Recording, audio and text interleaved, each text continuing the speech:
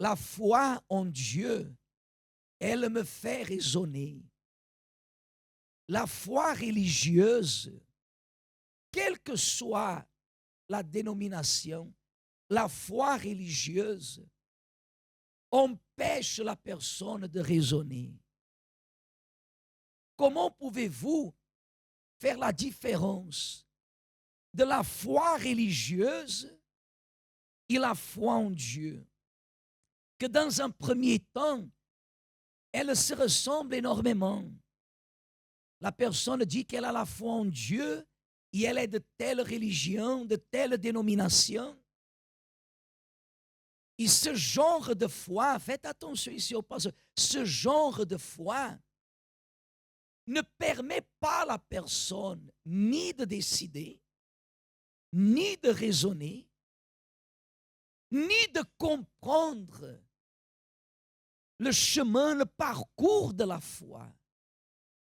Parce que, par exemple, ayons la foi en Dieu, ayons la foi en Dieu, ayons la foi dans la parole de Dieu, ayons la foi dans la parole de Dieu, en Dieu et dans sa parole.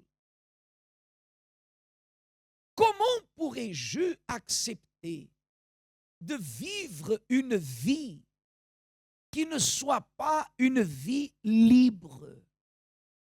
Une vie libre. C'est vrai aussi que cette liberté, elle se diffère de personne en personne. Parce que ni tout le monde a la même compréhension de liberté.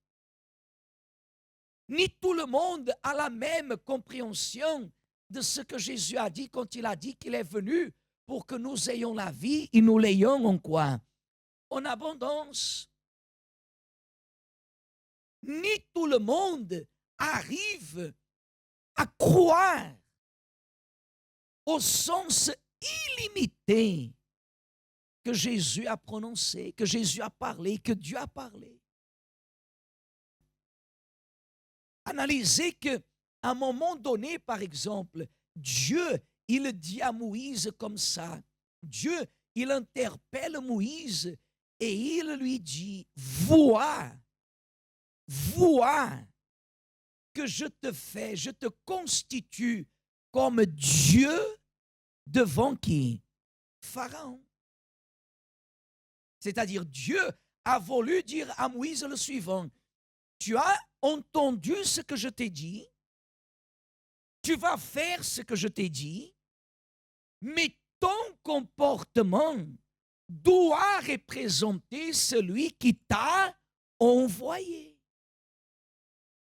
Amen. Est-ce que vous comprenez? Il a dit à Moïse, Moïse, tu vas aller, tu iras, mais tu dois considérer que je t'envoie auprès de Pharaon comme Dieu. Tu me représentes. Et qu'est-ce qu'il y a d'impossible pour Dieu? Hein? Rien. Pour Dieu, il n'y a pas des impossibles. Et la Bible nous donne des exemples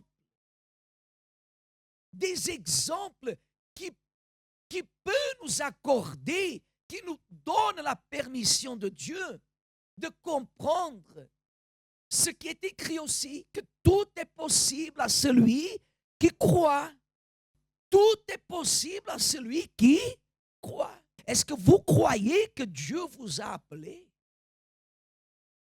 Parce que lorsque Moïse, il a vu le buisson dans le Sinaï qui brûlait, il n'a pas négligé ce qu'il n'avait jamais vu dans sa vie.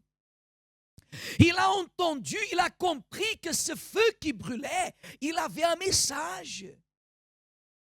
Lorsque Dieu se manifeste, Dieu n'a pas besoin obligatoirement de nous montrer une parole biblique. Les circonstances de notre vie, des fois, nous permettent de comprendre que Dieu est en train de quoi? De nous appeler. Et à l'église, beaucoup de personnes ne croient pas qu'elle a été appelée. C'est pour cela qu'elle parle si Dieu le veut, si Dieu le veut, si Dieu le désire, si Dieu ceci, si Dieu t'écoute, si Dieu... Quand la personne, elle croit, elle ne dit jamais si Dieu le veut. Elle assume, je sais que Dieu, il veut. Ma vie ne sera pas une autre chose si ce n'est que la volonté de qui? De Dieu. S'il m'a appelé, il m'a appelé dans quel objectif? Que je sois un mauvais témoignage, un mauvais exemple. Si Dieu m'appelle, il m'appelle dans quel objectif? De me faire devenir un membre religieux d'une église, un membre d'une église, un membre d'une religion. Dieu n'a pas besoin de ça. S'il m'appelle, il vous appelle, Église, regardez ici le passé, pour que vous et moi, sur terre, tant que nous y serons, que nous fassions la quoi? La différence. La différence. La différence, on ne la fait pas parce qu'on est blanc, parce qu'on est noir, parce qu'on est rouge, parce qu'on est jeune, parce qu'on a de l'argent, parce qu'on n'a pas de l'argent, parce qu'on est marié, parce qu'on n'est pas marié, parce qu'on a des enfants, parce qu'on n'a pas des enfants. Ce n'est pas cette différence, parce qu'à l'homme lui a été accordé ça. La différence, c'est de posséder toutes ces choses et de continuer à montrer que la joie que la personne est là ne dépend pas d'un mariage, comme je vous ai déjà dit ici. Je ne suis pas heureux à cause de mon épouse, ni elle est heureuse à cause de moi. Parce qu'avant de la connaître, j'avais déjà connu à qui? À Dieu. J'avais déjà connu le bonheur. Il y a des personnes que quand elles affrontent un moment difficile, elles cachent la difficulté. Mais quand elle est en train de vivre dans l'abondance, elle veut que tout le monde voie son abondance, son plaisir, sa satisfaction. C'est que les autres la regardent et puissent voir l'abondance. Il y en a déjà montré ici. L'abondance, c'est une promesse de Dieu. Mais les hommes, tout homme sur terre peut aussi prospérer. Tout homme sur terre peut aussi conquérir. Pourquoi Dieu, il a appris au peuple qui était esclave? Pourquoi le peuple a appris le sacrifice? Dieu, il nous regarde et il veut établir avec nous une alliance. Une alliance. Le monde, Église, quand la personne ne sacrifie pas pour Dieu, elle sacrifie pour qui? Pour le monde. Elle sacrifie pour le monde. La gloire de Dieu, quand elle se manifeste d'une façon réciproque. Si je me donne à 10, la gloire de Dieu se manifeste à combien? À 10. Si je me donne à 20, la gloire de Dieu se manifeste à combien? À 20. Si je me donne à 30, la gloire de Dieu se manifeste à combien? À 30. Si je me donne à 50, la gloire de Dieu se manifeste à combien? À 50. Si je me donne à 100%, la gloire de Dieu se manifeste à combien?